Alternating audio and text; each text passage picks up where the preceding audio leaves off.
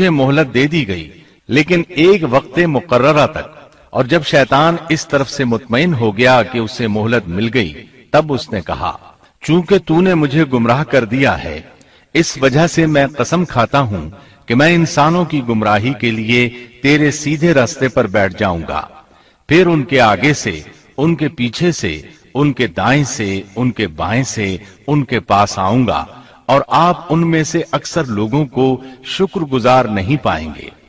اللہ تعالیٰ نے شیطان کا رد کرتے ہوئے فرمایا، یہاں سے ذلیل و خوار ہو کر نکل جا، ان میں سے جو شخص بھی تیرا حکم مانے گا میں ایسے تمام گمراہوں سے جہنم کو بھر دوں گا، جو انسان بھی تیرا پیروکار بنے گا وہ جہنم کا مستحق اور حقدار ٹھہرے گا۔ ایک اور مقام پر اللہ تعالیٰ فرماتے ہیں، جب ہم نے فرشتوں کو حکم دیا کہ آدم کو سجدہ کرو تو ابلیس کے سوا سب نے سجدہ کیا۔ اس نے کہا کیا میں اسے سجدہ کروں جسے تو نے مٹی سے پیدا کیا ہے؟ اچھا دیکھ لے، اسے تو نے مجھ پر فضیلت دی ہے، اگر مجھے بھی تو نے قیامت تک ڈھیل دی تو میں سوائے چند لوگوں کے اس کی اولاد کو گمراہ کروں گا۔ اس پر اللہ نے فرمایا جا، ان میں سے جو بھی تیرا فرمانبردار ہو جائے گا تو تم سب کی سزا جہنم ہے جو پورا پورا بدلہ ہے۔ ان میں سے تو جسے بھی اپنی آواز کے ساتھ بہکا سکتا ہے بہکا لے، اور ان پر اپنے سوار اور پیادے چڑھا لا، یعنی اپنے گھڑ سوار لشکر اور پیدل لشکر کو چڑھا کر لے آ، اور اپنا ہر داؤ، ہر ترکیب اور ہر اسلحہ استعمال کر لے، اور ان کے مالوں اور اولاد میں بھی شرکت کر لے، اور تو انہیں دل بہلانے والے وعدے دے لے، یعنی ان کے برے اعمال بنا سنوار کر انہیں دکھا اور غلط خواہشات دلا، جنت، دوزخ اور دوبارہ زندہ نہ ہونے کے وعدے دے، اور ان سے شیطان کے جتنے بھی وعدے ہوتے ہیں سب کے سب سراسر فریب ہیں۔ یقیناً میرے سچے بندوں پر تیرا کوئی قابو اور غلبہ نہیں ہوگا، تیرا رب کارسازی کرنے والا کافی ہے۔ اسی طرح بہت سی آیات میں پہلی معصیت الہی کا ذکر کیا گیا ہے۔ سب سے پہلا نافرمان ابلیس ملعون تھا، وہ خبیث اللہ کے سامنے تکبر اور عناد سے بھرپور جواب دیتا رہا، اسی وجہ سے اللہ نے اسے کافر کا لقب دیا۔ کافر اسے کہتے ہیں جو نعمت کا انکار کرے۔ اللہ نے اس پر اتنا فضل و کرم اور انعام و احسان کیا کہ بلند ترین مرتبے تک پہنچا دیا، لیکن اس نے اللہ کی اس نعمت کی قدر نہ کی، پرواہ نہ کی اور کفر کا راستہ اختیار کیا۔ سب سے پہلا گناہ تکبر تھا، اسی لیے علماء کرام فرماتے ہیں تمام گناہوں کی جڑ تکبر اور غرور ہے۔ نبی اکرم صلی اللہ علیہ وسلم نے اپنی امت کو تکبر نہ کرنے کا سختی سے حکم فرمایا، اس کی برائی، وبال اور ہلاکت سے آگاہ فرمایا۔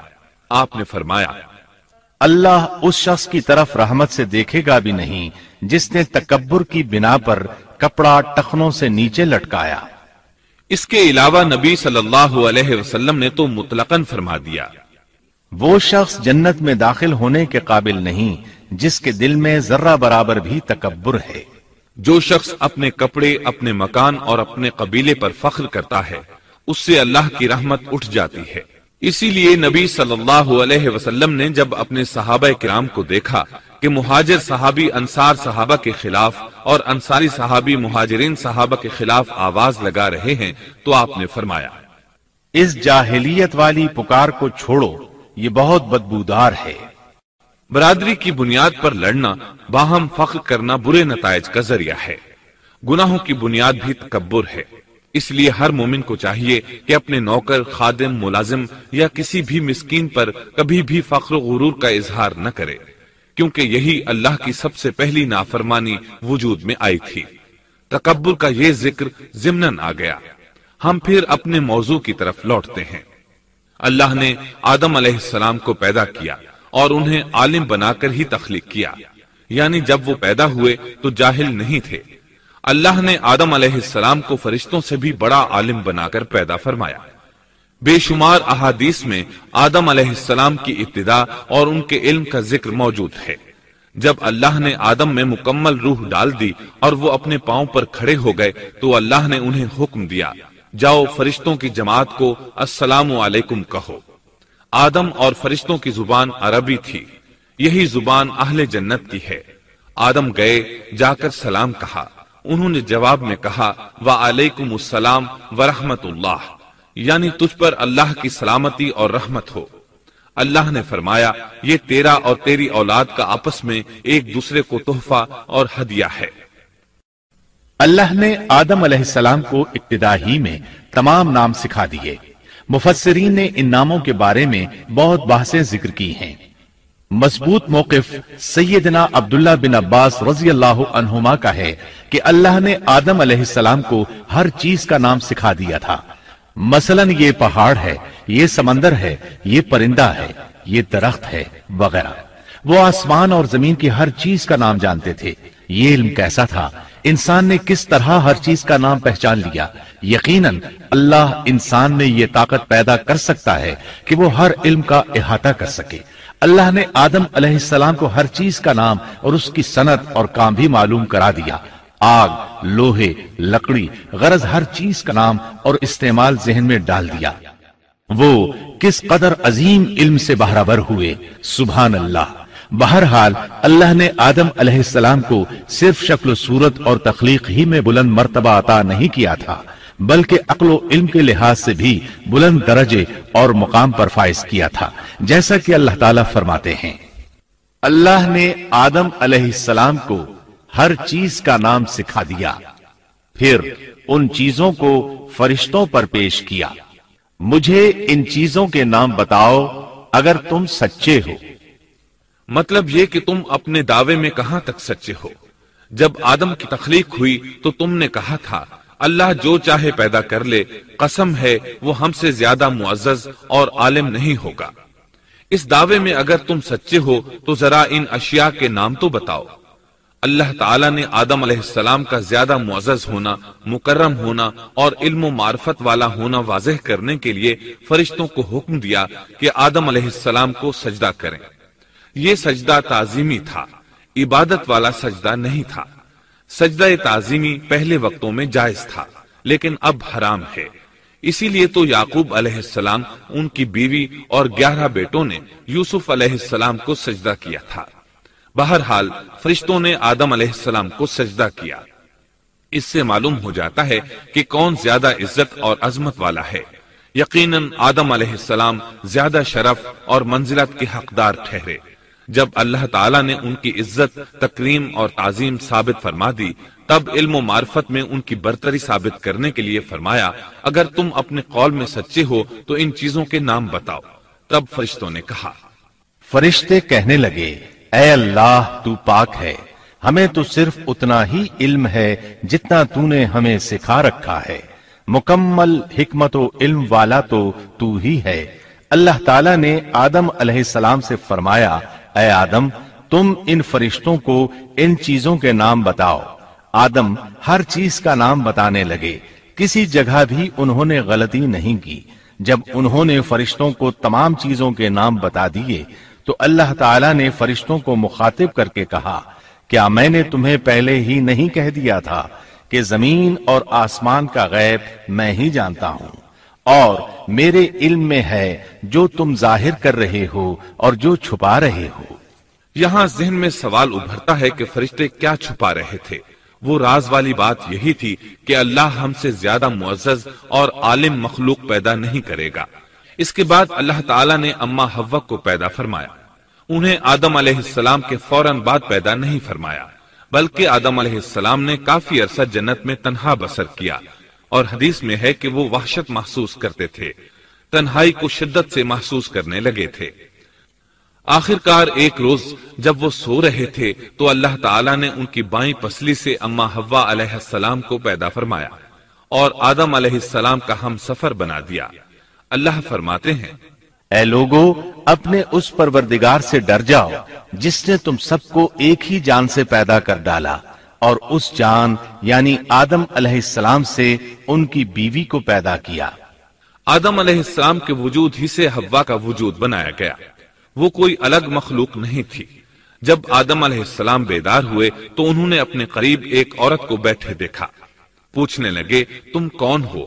حوا علیہ السلام نے کہا عورت۔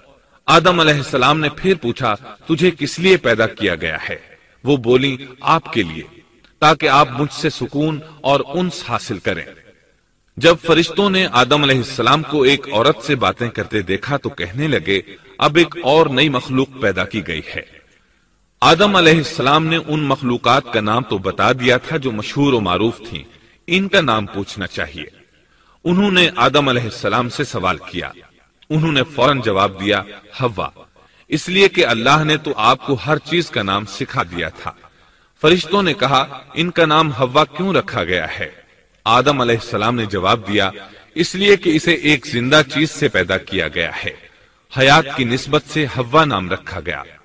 مسلم شریف میں ہے، سیدنا ابو ہریرہ رضی اللہ عنہ روایت کرتے ہیں کہ رسول اللہ صلی اللہ علیہ وسلم نے فرمایا، جو شخص اللہ اور آخرت کے دن پر ایمان رکھتا ہے، جب وہ کسی معاملے کے لیے حاضر ہو تو بھلائی والی بات کرے یا خاموش رہے، اور عورتوں کے بارے میں بھلائی کی وصیت حاصل کر لو، یعنی ان کے ساتھ اچھا سلوک کرو، کیونکہ عورت پسلی سے پیدا کی گئی ہے اور پسلی میں زیادہ ٹیڑھا حصہ اوپر والا حصہ ہوتا ہے۔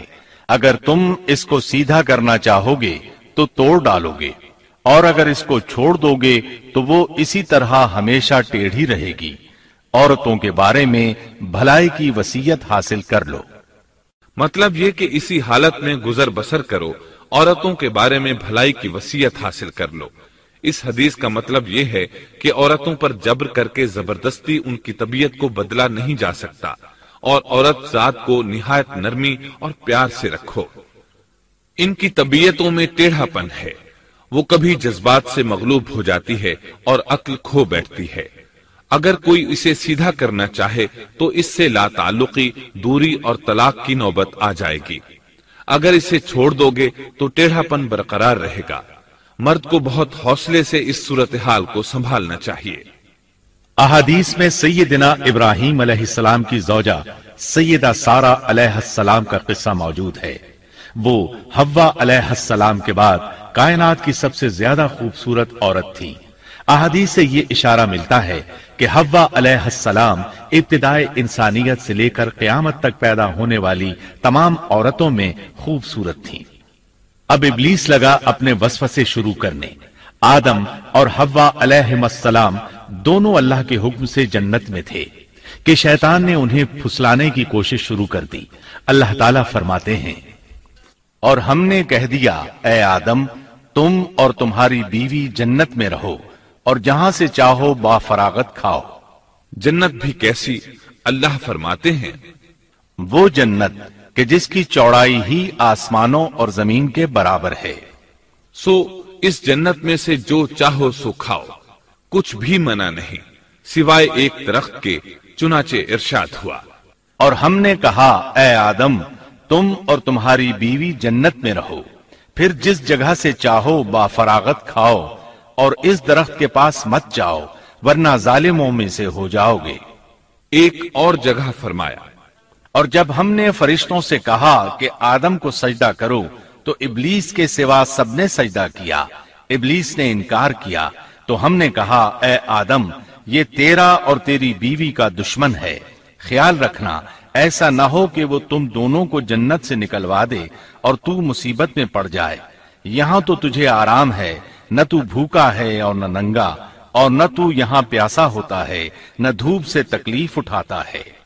گویا اللہ نے سیدنا آدم علیہ السلام کو وسوسے سے پہلے ہی خبردار کر دیا تھا۔ ان آیات سے یہ بھی پتا چلا کہ انسان سے ابلیس کی عداوت اور دشمنی ابتدا ہی سے چلی آ رہی ہے، اور یہ بھی ثابت ہوا کہ جو لوگ کہتے ہیں کہ انسان ابتدا میں ننگا تھا ان کا قول صحیح نہیں، اس لیے کہ اللہ تعالیٰ نے جنت میں بھی آدم علیہ السلام پر لباس رکھا اور زمین میں بھی لباس نازل کر دیا، جیسا کہ اللہ تعالیٰ فرماتے ہیں، اے آدم کی اولاد ہم نے تم پر لباس کو نازل کیا جو تمہاری شرمگاہوں کو چھپاتا ہے اور زینت کا سبب بھی ہے، اور تقوی کا لباس اس سے بھی بہتر ہے۔ لہذا آدم ابتدا میں ننگے نہیں تھے، انہیں تو ننگے پن کا علم ہی نہیں تھا، نہ ہی ان کی بیوی کو برہنہ ہونے کا علم تھا۔ اللہ نے آدم علیہ السلام کو کامل نعمتوں سے نوازا، بھوک نہ پیاس، یہاں تک کہ پیاس کے اسباب سے بھی محفوظ، نہ گرمی اور نہ دھوپ، پھر بے انتہا حسن و جمال، مشقت نہ تکلیف، بدبختی نہ بدقسمتی۔ آدم اور حوا علیہ السلام کے دلوں میں وسوسہ ڈالنے کے بارے میں بھی قرآن نے روشنی ڈالی ہے۔ پھر شیطان نے ان دونوں کے دلوں میں وسوسہ ڈالا۔ یہ وسوسہ اس نے ان دونوں کو طمع دلانے کی صورت میں پورا کیا، اور یہ طمع دلائی کہ اس درخت کو کھانے سے ہمیشگی اور بقا ملتی ہے اور کبھی نہ ختم ہونے والی بادشاہت حاصل ہوتی ہے، اور اس وسوسے کا مقصد یہ تھا تاکہ ان کا پردہ بدن جو ایک دوسرے سے پوشیدہ تھا دونوں کے روبرو بے پردہ کر دے۔ ان کی شرمگاہوں کو ننگا کرنے کے لیے اس نے ایسا کیا۔ وہ دونوں کپڑے میں ملبوس تھے، ستر ڈھانپ رکھا تھا۔ جب انہوں نے اس درخت سے کھایا تو لباس نیچے گر گیا، دونوں برہنہ ہو گئے۔ یہی شیطان چاہتا تھا کہ انہیں برہنہ کر دے، اللہ کی نافرمانی پر اکسائے۔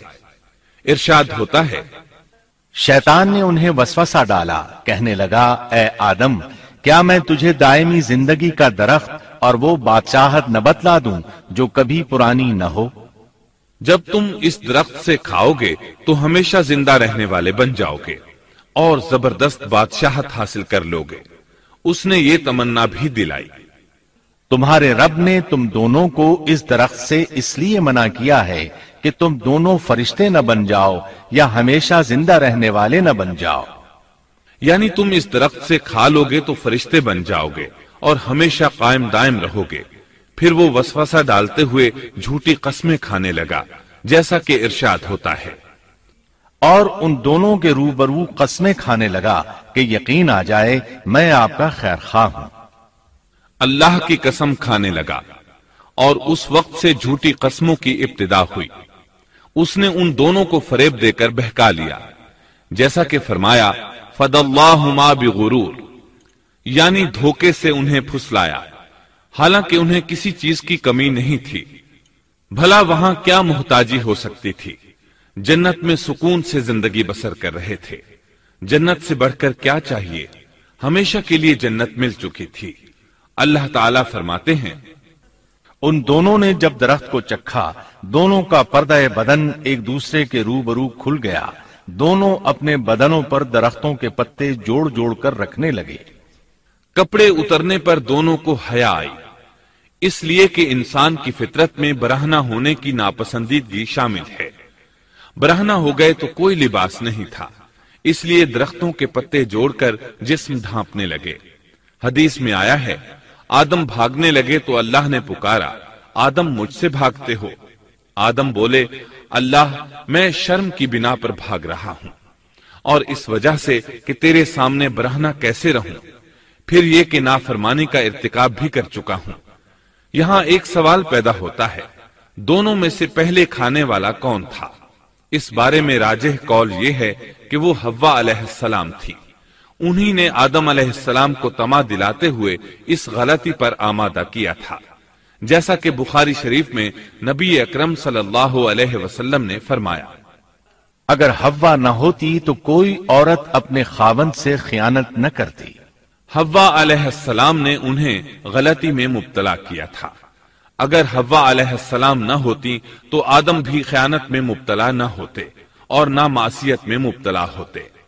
تب اللہ نے انہیں پکارا، کیا میں نے تم دونوں کو اس درخت سے نہیں روکا تھا، اور کیا یہ نہیں کہا تھا کہ شیطان تمہارا کھلا دشمن ہے؟ اب توجہ طلب بات یہ ہے کہ اس موقع پر دونوں نے کیا طرز عمل اختیار کیا۔ کیا وہ دونوں اپنی معصیت پر بضد رہے اور تکبر کرنے لگے، جیسا کہ ابلیس نے سجدہ کرنے سے انکار کیا تھا اور پھر لگا تھا اپنی معصیت پر اصرار کرنے، یا ان دونوں نے توبہ کر لی؟ جی ہاں، دونوں نے توبہ کر لی، جیسا کہ قرآن مجید میں آتا ہے، دونوں نے کہا، اے ہمارے رب، ہم نے اپنا بڑا نقصان کیا، اور اگر تو ہماری مغفرت نہ کرے گا اور ہم پر رحم نہ کرے گا تو واقعی ہم خسارہ پانے والوں میں سے ہو جائیں گے۔ اس قصے میں ایک سوال یہ ذہن میں پیدا ہوتا ہے کہ جب سیدنا آدم علیہ السلام کو ابلیس نے سجدہ نہ کیا تو اللہ تعالیٰ نے اسے مردود بنا کر جنت سے نکال دیا۔ پھر وہ سیدنا آدم علیہ السلام کو اس درخت کے قریب کس طرح لے گیا جبکہ وہ جنت سے باہر ہو چکا تھا؟ قرآن کریم میں اس بارے میں یہ الفاظ آئے ہیں، پھر شیطان نے ان کے دلوں میں وسوسہ ڈالا۔ یہ وسوسہ اس نے کیسے ڈالا جبکہ وہ جنت سے نکالا جا چکا تھا؟ مفسرین نے اس کے جواب میں لکھا ہے کہ اس نے جنت سے باہر رہ کر یہ وسوسہ ڈالا تھا۔ جیسے آج کل تار اور بغیر تار کے آواز کو دور دراز علاقوں تک پہنچایا جا سکتا ہے، ایسے ہی شیطان نے اپنی طاقت سے یہ وسوسہ ان کے دلوں تک پہنچایا۔ لگے ہاتھوں ابلیس کی حقیقت بھی سن لیں۔ ابلیس کے لفظی معنی انتہائی مایوس کے ہیں۔ یہ راندہ درگاہ ہونے کے بعد ہمیشہ ہمیشہ کے لیے اللہ کی رحمت سے مایوس ہو گیا تھا، اس لیے اسے یہ لقب ملا، ورنہ روایات کی روح سے اس کا اصل نام عزازیل تھا۔ پہلے یہ جنات میں سے تھا، اپنے رب تعالی کی اطاعت سے نکل کر ابلیس ہوا۔ اس کا علم ناقص تھا، مزاج ناپاک تھا، وہ غرور اور تکبر میں مبتلا ہو گیا تھا۔ یہاں یہ بات بھی ذہن نشین کر لیں کہ انبیاء خطا اور گناہ سے پاک ہوتے ہیں، ان پر اللہ تعالی کی مستقل حفاظت اور نگرانی قائم رہتی ہے۔ اگرچہ انبیاء بھی انسان ہوتے ہیں اور تمام انسانی تقاضے انہیں لاحق ہوتے ہیں، لیکن ان کے عمل اور ارادے میں کسی قسم کی بدی اور شر کا عمل دخل قطعاً نہیں ہوتا۔ ان کا ہر قول اور عمل بلکہ ہر حرکت اور سکون کی حالت بھی انسانیت کے لیے بہترین نمونہ ہوتے ہیں۔ البتہ بشر ہونے کی وجہ سے بھول کا امکان ہوتا ہے، تاہم بھول ہو جانے کی صورت میں انہیں فوراً ہی خبردار کر دیا جاتا ہے۔ بھول ہو جانا بشری طبیعت کا خاصہ ہے۔ اللہ تعالیٰ نے ہر انسان کی فطرت میں یہ چیز رکھی ہے۔ انبیاء سے بھول چوک ہو جانے میں بھی اللہ تعالیٰ کی کئی ایک حکمتیں پوشیدہ ہیں۔ مثلا بہت سی قومیں اپنے نبیوں کے معجزات دیکھ کر ان میں ربوبیت کی صفات کی قائل ہو گئی، یہاں تک کہ بعض قوموں نے اپنے نبیوں کو اللہ یا اللہ کا بیٹا بھی جانا۔ جب انبیاء سے بھول اور لغزشیں ہوئیں تب گویا لوگوں پر یہ واضح کیا گیا کہ یہ الہ نہیں ہے۔ الہ ہوتے تو کس طرح ان سے بھول ہو سکتی تھی؟ اس سے یہ بتانا بھی مقصد تھا کہ انبیاء انسان ہی ہوتے ہیں، کوئی ماورائی مخلوق نہیں ہوتے۔ سیدنا آدم علیہ السلام کے واقعے پر غور کرنے سے یہ حقیقت مزید واضح ہو جاتی ہے کہ سیدنا آدم علیہ السلام کی یہ لغزش